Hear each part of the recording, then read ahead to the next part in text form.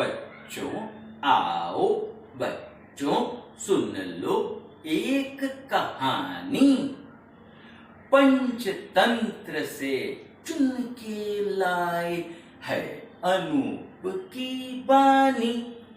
तो बच्चों, आज की कहानी का नाम है कौवा और उल्लू पार्ट 2।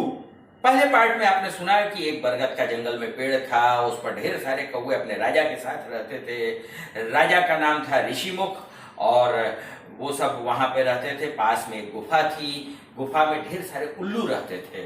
उल्लुओं के राजा का नाम था अरिमर्दन। अरिमर्दन रात को अपने उल्लुओं के साथ आता था और उसमें से 4-6 कौवे को मारकर चला जाता था, क्योंकि रात को उल्लू को दिखाई देता है तो वो मारकर चला जाता था। इस तरह कौवे रोज कम कम होते जा रहे थे।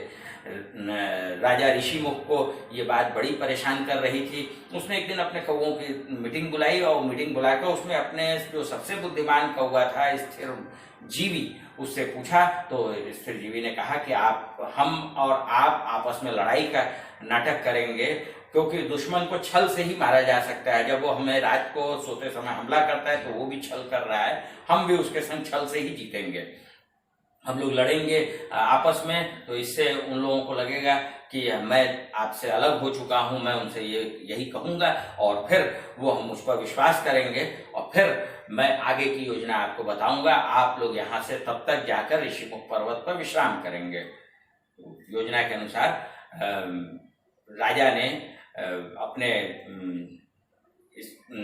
जो विद्वान कौवा था, स्थिर जीवी था, उसके ऊपर हमला किया। स्थिर जीवी घायल होकर जमीन पर गिरा। इधर उल्लुओं के जो गुप्तचर थे वो जाकर अपने राजा को बताए कि आप चले वहां पर। वो सब कौवे भाग गए हैं और वहां पर एक कौवा पड़ा हुआ छटपटा रहा है। तो अरिमर्दन अपने सभी उल्लुओं के साथियों के साथ वहां आया।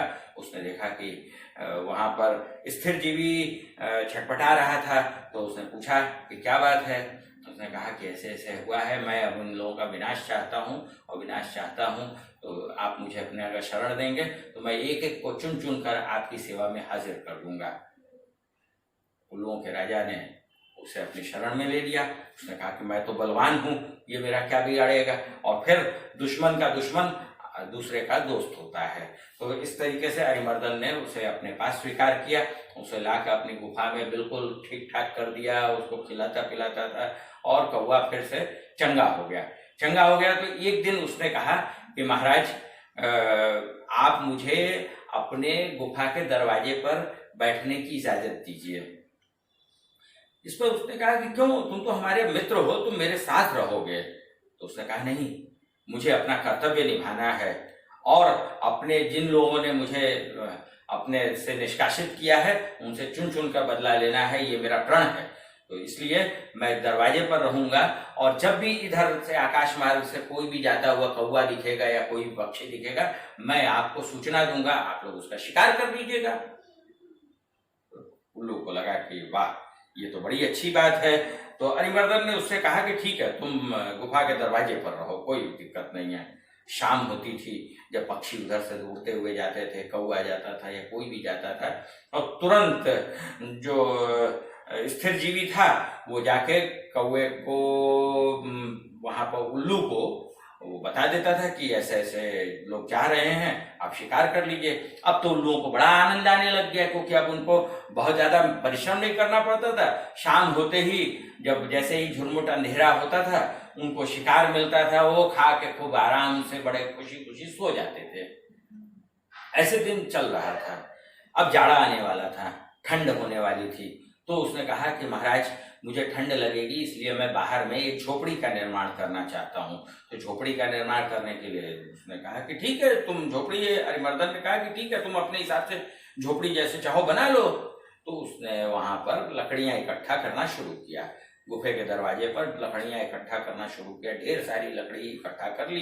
इकट्ठा करने के बाद एक दिन रात को उसने खूब शिकार करवाए इन लोगों को। ढेर सारे पशु पक्षियों को मरवाया और उसमें कौवे भी कई थे, उनको भी मरवाया और सब उल्लू खा के बड़े आराम से रात को सो रहे थे। इधर ये जो बुद्धिमान कौवा स्थिर जीवी था वो उड़ के ऋषिमुख पर्वत पर गया और उनसे कहा कि पास के जंगल में आग लगी हुई है, उसमें से सब कौवे जितने भी हैं वो एक एक लकड़ी का टुकड़ा अपनी चोंच में जलती हुई लकड़ी लेके आए और उस जो लकड़ी का ढेर हमने गुफा के आगे लगाया है उस पर लाके डाल दें। सब कौवों ने वैसा ही किया।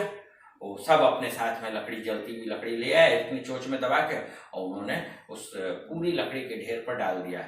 इतना तेज वहां आग लगी, धुआं उठा कि जो भी उल्लू वहां से निकलना चाहता था वो या तो आग में जलकर मर गया और जो अंदर रहे वो दम घुटने से मर गए।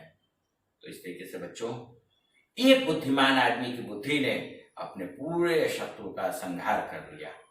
लेकिन बच्चों, इस कहानी से एक बहुत बड़ी शिक्षा मिलती है कि कभी भी अपने शत्रु पर किसी भी हाल में भरोसा नहीं करना चाहिए और न ही उसे अपने पास शरण देनी चाहिए, क्योंकि शत्रु शत्रु होता है, वो कभी भी आपके साथ धोखा कर सकता है और किस मकसद से वो आपके साथ जुड़ा है ये आप कभी सोच नहीं सकते हैं। तो बच्चों, ये कहानी कौवा उल्लू यहीं पर खत्म होती है। हम लोग मिलते रहे हैं, मिलते रहेंगे। नमस्ते।